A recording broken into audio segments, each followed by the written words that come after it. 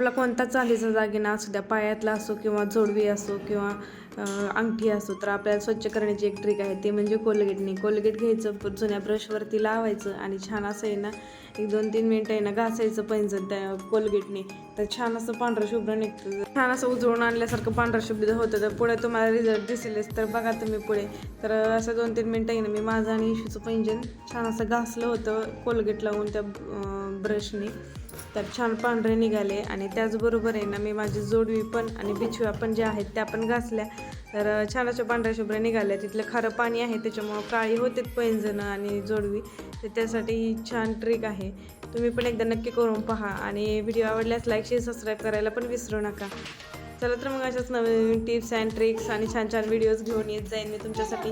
तर पाहायला विसरू नका आणि चॅनलला सबस्क्राईब केलं नाही तर सबस्क्राईबला करायला विसरू नका. भेटूया नवीन ब्लॉगमध्ये. तोपर्यंत बाय बाय, टेक केअर.